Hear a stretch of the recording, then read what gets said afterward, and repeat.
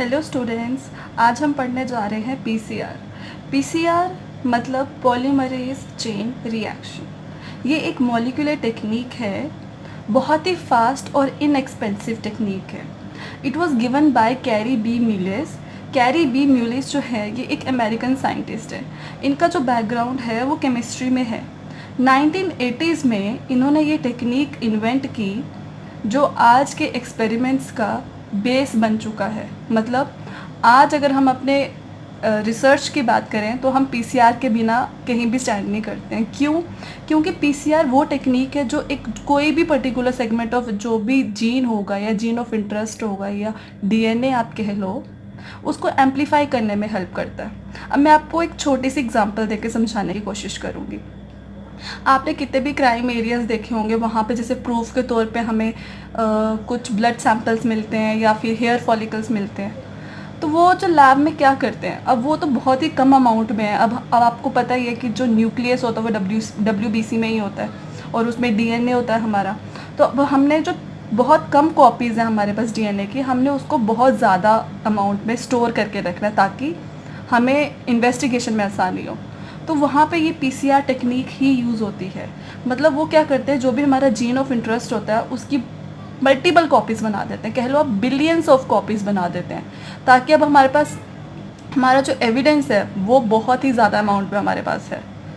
तो carry B Mullis जो थे, इन्होंने इस टेक्निक को यूज़ किया, ठीक है, which is used to amplify small sections of DNA और it helps in generating thousands to millions of copies of particular section of DNA from very small amount of DNA।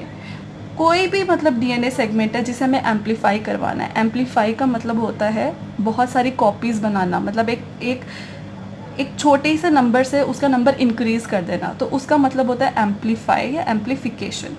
तो ये जो technique है particular DNA को amplification में help करती है। Also जो पॉलीमरेज जो है, मतलब पॉलीमरेज एक एंजाइम है जो क्या करवाता है, पॉलीमराइजेशन। पॉलीमराइजेशन का मतलब होता है कि एडिशन ऑफ न्यूक्लियोटाइड्स, ठीक है, वो यूनिट्स को ऐड करता जाता है, तो उसको हम कहते हैं पॉलीमराइजेशन। अब जो कंपोनेंट्स होते हैं जो पीसीआर में ज़रूरी होते हैं वो होते हैं, पहला है डीएनए टेम्पलेट। जो डीएनए टेम्पलेट है, विदाउट डीएनए टेम्पलेट हम पीसीआर नहीं कर सकते, ठीक है ना। जिस भी जीन ऑफ इंटरेस्ट को हमें कॉपी करवाना है या जिसकी एम्पलीफिकेशन करवानी है तो वो बहुत ज़रूरी है। Second most important is primers. जो प्राइमर्स होते हैं ना, ये शॉर्ट स्ट्रेचेस होते हैं डीएनए के जो इनिशिएट करवाते हैं पीसीआर रिएक्शन को, ठीक है। ये 20 to 30 बेस पेयर होते हैं, इससे ज़्यादा नहीं होंगे, ये शॉर्ट स्ट्रेच ही होता है। और एक यहाँ पे मैं इंपॉर्टेंट बात आपको बताना चाह रही हूँ, जो प्राइमर्स होते हैं ना वो हमेशा 3 प्राइम जो OH ग्रुप होता है ना एक डीएनए टेम्पलेट में, उसको जाके बाइंड करते हैं। हमेशा they bind to 3' end of the DNA template. इसे याद रखना है और इसको नोट डाउन भी कर लो आप अपने नोटबुक में, ठीक है। और 2 तरह के प्राइमर्स यूज़ होते हैं, एक होता है फॉरवर्ड प्राइमर और एक होता है रिवर्स प्राइमर। सबसे पहला काम यही होता है कि जो हमारे स्ट्रैंड्स होते हैं ना उनको हमें डीनेचर करना होता है, और जो ये प्राइमर्स होते हैं ये वहाँ जाके अटैच करते हैं, कहाँ पे, 3 प्राइम फ्री OH ग्रुप पे जाके, ठीक है। अब थर्ड जो है हमारा इम्पोर्टेंट कंपोनेंट वो है डीएनए न्यूक्लियोटाइड बेसिस। जी हाँ, न्यूक्लियोटाइड्स जो होते हैं वो हमारे बिल्डिंग ब्लॉक्स होते हैं डीएनए के। जैसे सेल जो है एक बेसिक फंडामेंटल यूनिट है लाइफ एक बॉडी की, वैसे ही जो डीएनए है उसका जो बिल्डिंग ब्लॉक्स होते हैं वो होते हैं न्यूक्लियोटाइड्स, ठीक है। और यहाँ पे हम DNTPs यूज़ करते हैं, मतलब adenine, thymine, cytosine and guanine, ये हमारे 4 न्यूक्लियोटाइड बेसिस है ना। तो यहाँ पे हम DATP, DTTP, DGTP and DCTP हम यूज़ करते हैं। ये जो न्यूक्लियोटाइड्स होते हैं they are used to construct new strands of DNA. जो भी हमारे डीएनए पॉलीमरेज होता है वो क्या करता है कि वो पॉलीमराइजेशन करवाता है इन न्यूक्लियोटाइड्स के, मतलब इन न्यूक्लियोटाइड्स की एडिशन करवाता है। आई होप अब आपको पॉलीमराइजेशन टर्म क्लियर हो रही है। जो फोर्थ इम्पॉर्टेंट कंपोनेंट है वो है tag polymerase enzyme. Tag polymerase enzyme बहुत इंपॉर्टेंट है। अब देखो जो डीएनए पॉलीमरेज होता है, नॉर्मल पॉलीमरेज का क्या काम होता है, पॉलीमराइजेशन करवाना। यहाँ पे हम टैग पॉलीमरेज क्यों यूज़ कर रहे हैं स्पेसिफिकली, क्योंकि जो टैग पॉलीमरेज है, पहला तो वो एक थर्मोस्टेबल एंजाइम है, मतलब वो हाई टेम्परेचर विदस्टैंड कर सकता है, ठीक है। And second most important is उसकी एक्यूरेसी भी बहुत ज़्यादा है, वो टेम्परेचर बहुत ज़्यादा विदस्टैंड करता है। जो पीसीआर है ना, हम इसमें हाई टेम्परेचर के साथ डील करते हैं, तो इसलिए हम इस पर्टिकुलर बैक्टीरिया, इस पर्टिकुलर एंजाइम को प्रेफर करते हैं। ये जो एंजाइम है, it was taken from heat loving bacteria, जिसको हम कहते हैं thermos aquaticus. Thermos aquaticus bacteria वो बैक्टीरिया है जो थर्मोस्टेबल होते हैं, ये हाई टेम्परेचर पे रहते हैं, सर्वाइव करते हैं। तो अगर वो हाई टेम्परेचर पे सर्वाइव कर रहे हैं तो जो उनका एंजाइम होगा वो भी हाई टेम्परेचर विदस्टैंड कर सकता है, और ये more than 80 degree Celsius temperature को विदस्टैंड कर सकते हैं, जो परफेक्ट है हमारी इस पीसीआर रिएक्शन के लिए। एक और इम्पॉर्टेंट चीज़ मैं यहाँ पे बताना चाहूँगी कि नॉर्मली जो डीएनए पॉलीमरेज होता है, जो हमारे इन वीवो जो भी प्रोसेसेस होती है हमारी बॉडी के अंदर, वो 37 डिग्री सेल्सियस पे होता है, ठीक है। लेकिन अब ये जो प्रोसेस है इसमें तो हमें हाई टेम्परेचर में करवाना है ना, तो तभी हम इसको प्रेफर कर रहे हैं। अगर हम नॉर्मल डीएनए पॉलीमरेज करेंगे वो तो डीनेचर हो जाएगा, क्योंकि हाई टेम्परेचर पे आपको पता है प्रोटीन की कॉन्फर्मेशन चेंज होती है। तो इसलिए वी हैव टू चूज़ वो वाला एंजाइम जो बहुत स्ट्रॉन्ग है, जिसकी एक्टिविटी बहुत ज़्यादा है और वो उस पर्टिकुलर टेम्परेचर में वो वर्क कर पा रहा है, ठीक है। फिफ्थ इंपॉर्टेंट कंपोनेंट होता है बफर। बफर बहुत इंपॉर्टेंट होता है, क्यों? क्योंकि ये इस पूरे रिएक्शन मिक्सचर को ना एक राइट कंडीशंस प्रोवाइड करता है। मतलब बफर में वो बहुत सारे एसेंशियल आयंस होते हैं, जैसे कि मैग्नीशियम आयंस, ठीक है, जो इम्पॉर्टेंट होता है पॉलीमरेज की एक्टिविटी के लिए। प्लस ये जो सारी रिएक्शन है ना, ये एक एपेंड्रॉफ में हो रही होती है। एपेंड्रॉफ एक ट्यूब होती है छोटी सी, जिस पे ये सारा रिएक्शन मिक्सचर हम डालते हैं, और फाइनली इस ट्यूब को हम थर्मोसाइक्लर में डाल देते हैं। मतलब थर्मोसाइक्लर जो पीसीआर की रिएक्शन जिस मशीन में हम करवाते हैं ना, उसको हम बोलते हैं थर्मोसाइक्लर, ठीक है। थर्मो मतलब कि बहुत सारे टेम्परेचर वेरिएशंस होती हैं, तो इसलिए हम उसको थर्मोसाइक्लर कह रहे हैं। और साइक्लर बहुत सारी साइकिल्स इन्वॉल्व होती हैं इसलिए, और ये भी आपको आगे जाके क्लियर होगा, ठीक है। और सिक्स्थ मोस्ट इम्पॉर्टेंट जो है पीसीआर वाटर या फिर मिलीक्यू वाटर। अब जो भी हमने रिएक्शन मिक्सर डाला है, ये कुछ पर्टिकुलर अमाउंट में डाला होगा, और अगर हमें लगता है कि हाँ उसको पीसीआर वाटर की ज़रूरत है तो हम वो भी डालते हैं। और ये सब लैब कंडीशंस में ऑटोक्लेव्ड होती हैं और हाईली स्टेराइल कंडीशंस में हम इनको कैरी करते हैं। आई होप आपको कंपोनेंट्स जो है पीसीआर के वो क्लियर हैं। तो अब हम पढ़ेंगे कि what are the how really PCR works, ठीक है। पीसीआर काम कैसे करता है, what are the cycles involve in PCR.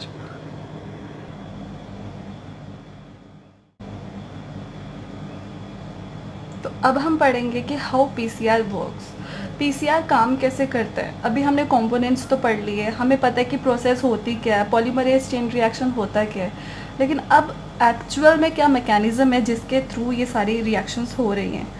तो जो पहला स्टेप होता है उसे हम कहते हैं डीनेचुरेशन, ठीक है। ये एक पहला स्टेप है। अब हमें पता है कि जो डीएनए होता है वो एक डबल स्ट्रैंडेड स्ट्रक्चर होता है, हाइड्रोजन बॉन्डिंग्स होती हैं उनके बीच में। जो स्ट्रैंड्स होती हैं वो एंटी पैरेलल होती हैं एक दूसरे के। कहने का मतलब है कि अगर एक स्ट्रैंड 5 प्राइम से 3 प्राइम डायरेक्शन में है, तो जो दूसरी स्ट्रैंड होगी वो 5 प्राइम से 3 प्राइम में होगी, मतलब वो उसके ऑपोजिट में रन करेगी। मतलब देखो ना, ये 5 से 3 है तो ये 3 से 5 है, सेम डायरेक्शन में, वो एंटी पैरेलल पोलैरिटीज़ में होती है। अब जो भी हमारा जीन ऑफ इंटरेस्ट है, ठीक है, डीएनए है, अब वो डबल स्ट्रैंडेड है, तो हमें उन स्ट्रैंड्स को अलग करना है, ठीक है।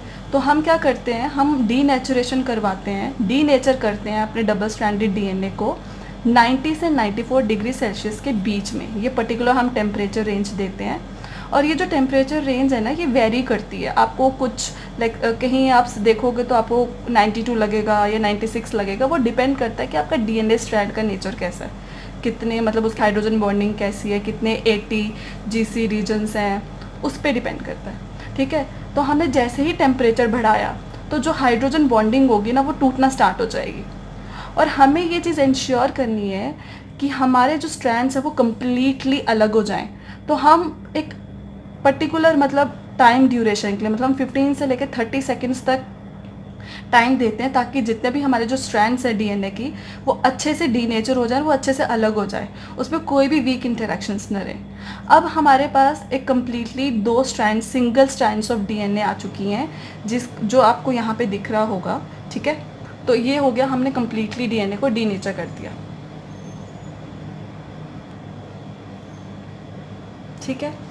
अब जो हमारे स्ट्रैंड्स हैं वो डीनेचर हो गए। अब जो सेकंड स्टेप होता है वो होता है एनीलिंग, मतलब सेकंड आप इसकी हेडिंग ऐसे दोगे कि annealing primers to single stranded DNA, ठीक है। जो एनीलिंग होती है ना वो हम 50 से 56 डिग्री सेल्सियस पे कैरी आउट करते हैं। बहुत जगह आपको इसमें भी वेरिएशन दिखेगी। अगेन मैं आपको वही बात बोल रही हूँ कि ये जो टेम्परेचर्स होते हैं ना, ये हमारे डीएनए पे डिपेंड करते हैं। यहाँ पे ये जो टेम्परेचर है ना, ये मेल्टिंग टेम्परेचर ऑफ प्राइमर पे डिपेंड करता है, ठीक है। तो जो पहले जो टेम्परेचर था फिर उसको हम कूल डाउन करते हैं और वो यहाँ पे 50 to 56 तक जब आता है तब प्रॉपर एनीलिंग होती है।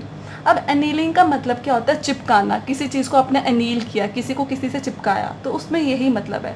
जो हमने भी प्राइमर्स पढ़े थे ना, तो प्राइमर्स क्या करते हैं, वो जो भी हमारे सिंगल स्ट्रैंडेड डीएनए होता है ना, उसका जो 3' ग्रुप होता है ना, इसके पास OH ग्रुप होता है, इसके पास जाके वो अटैच करते हैं। कभी भी प्राइमर जो होता है वो 5' में नहीं करेगा, क्योंकि 5' एंड के पास फ्री OH ग्रुप नहीं होता है, वहाँ पे फॉस्फेट होता है। तो ये हमेशा याद रखना कि जो प्राइमर है ना वो हमेशा 3' एंड पे जाके ही अटैच करेगा। अब वो क्या करता है, यहाँ पे एनील हो जाता है इस पर्टिकुलर टेम्परेचर पे। मेक श्योर कि वो टेम्परेचर भी है, ठीक है। और जो दूसरा प्राइमर होगा वो भी, मतलब 2 स्ट्रैंड्स है हमारे पास, तो एक जो होगा एक स्ट्रैंड के 3' एंड पे जाके अटैच करेगा, और जो दूसरा है वो दूसरे स्ट्रैंड के 3' एंड पे जाके अटैच करेगा। अब मैंने आपको बताया था कि फॉरवर्ड और रिवर्स प्राइमर, तो आप यहाँ देख सकते हो ना, ये एक हमारा डीएनए स्ट्रेच है, तो ये जो होगा वो फॉरवर्ड प्राइमर होगा, और जो ये है ये हमारा रिवर्स प्राइमर होगा, मतलब ये आगे जा रहा है और ये पीछे जाएगा। गेटिंग माई पॉइंट, ठीक है। इसके बाद क्या होता है, एक्सटेंशन। एक्सटेंशन जो होता है, 1 मिनट, जो एनीलिंग है ना वो हम 10 से 30 सेकेंड्स के लिए कैरी आउट करते हैं, ठीक है। ये जो टाइम ड्यूरेशन है ये सफिशेंट है एक प्राइमर को एनील करना, मतलब एक डीएनए के साथ एनील करने के लिए ये जो ड्यूरेशन है इट इज़ सफिशेंट। उसके बाद नेक्स्ट स्टेप आता है एक्सटेंशन। एक्सटेंशन जो होता है वो हम 72 डिग्री सेल्सियस पे करते हैं and it is for 60 seconds. Again जो ये ड्यूरेशन है ये हमारे डीएनए की स्ट्रैंड की लेंथ पे डिपेंड करता है, ठीक है। अब होता क्या है कि जो भी हमारा डीएनए पॉलीमरेज है, यहाँ पे तो हमने टैग पॉलीमरेज यूज़ किया है। टैग पॉलीमरेज जो होता है वो free 3OH group of primer पे जाके अटैच करता है। ये बात भी याद रखना कि जो प्राइमर होता, जो डीएनए पॉलीमरेज होता है ना, वो हमारे प्राइमर के फ्री 3OH ग्रुप पे जाके अटैच करता है। जब तक प्राइमर बाइंड नहीं करेगा तब तक टैग पॉलीमरेज उसको जाके बाइंड नहीं करेगा, और तब तक हमारा जो भी न्यू स्ट्रैंड सिंथेसिस नहीं होगी। इन पॉइंट्स को ध्यान में रखना। तो जो ये हमने टेम्परेचर बढ़ाया 72 डिग्री सेल्सियस, ये जो टेम्परेचर है ये ऑप्टिमम टेम्परेचर है टैग पॉलीमरेज की एक्टिविटी के लिए, इसलिए हम इस पर्टिकुलर टेम्परेचर पे ये प्रोसेस को कैरी आउट करते हैं, ठीक है। तो क्या होता है कि जैसे ही पॉलीमरेज टैग पॉलीमरेज ने बाइंड किया 3' पे ऑफ द प्राइमर, तो उसने ना पॉलीमराइजेशन कराना शुरू कर दिया। जो भी DNTPs हमारे होंगे, मैंने आपको मेंशन किया था पीछे, वो उनकी पॉलीमराइजेशन करवाना शुरू कर देगा, वो उनको ऐड करवाना शुरू कर देगा यहाँ पे, ठीक है। और न्यू स्ट्रैंड बनना शुरू कर जाएगी, और जो न्यू स्ट्रैंड होगी वो बिल्कुल opposite to the DNA template के ऑपोजिट करेगी, रन करेगी, ठीक है।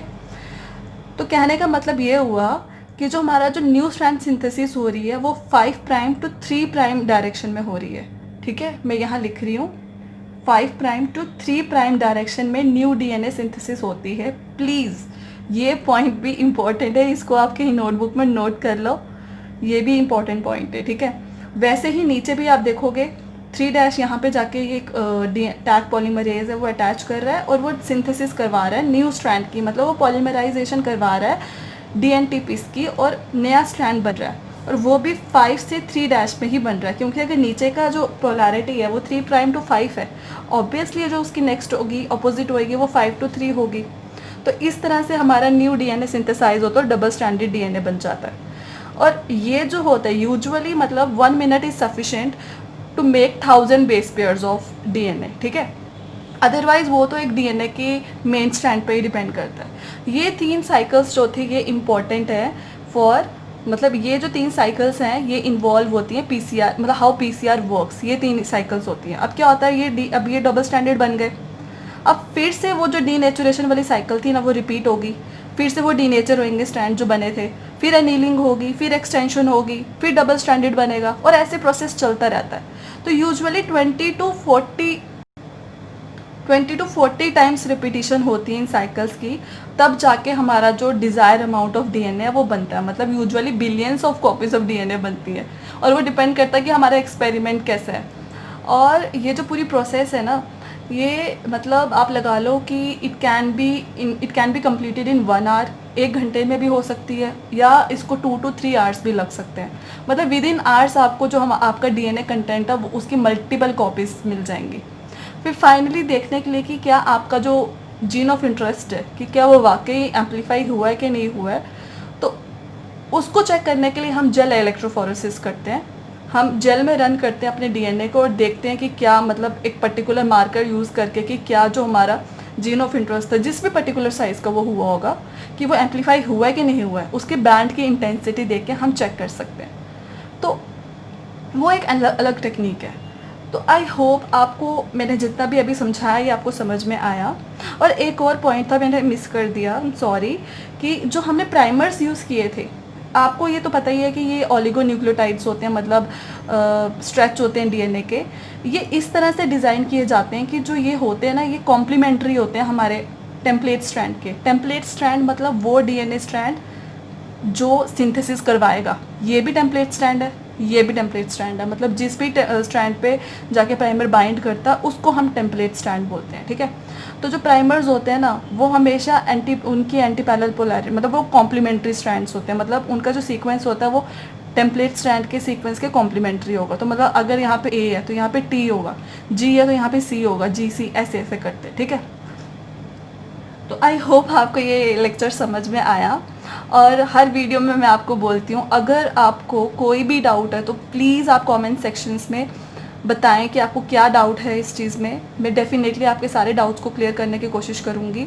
और ये जो मैंने आपको मटेरियल बताया it is more than sufficient. अगर आप किसी भी एग्ज़ाम के लिए प्रिपेयर कर रहे हो, मोस्टली मतलब कि बच्चे जो होते हैं, मतलब बायोटेक के जो स्टूडेंट्स होते हैं वो करते हैं। तो आई होप आपको ये समझ में आया है सारा। अगर कोई भी बात आपको समझ में नहीं आती है तो आप कमेंट सेक्शन में आप पूछ सकते हैं। और अगर आपको किसी भी टॉपिक पे वीडियो बनवाना है या आपको कोई भी ऐसा लेक्चर है या कोई टॉपिक है जिस पे आपको डाउट है या प्रॉब्लम्स आ रही है या पूरा परफेक्ट मतलब ऐसे मटेरियल नहीं मिल रहा, बन पा रहा है, तो प्लीज़ आप मुझे बताएं, मैं ज़रूर उस टॉपिक पे वीडियो बनाऊँगी। Till then, thank you so much. Take care. Stay safe at home. Bye.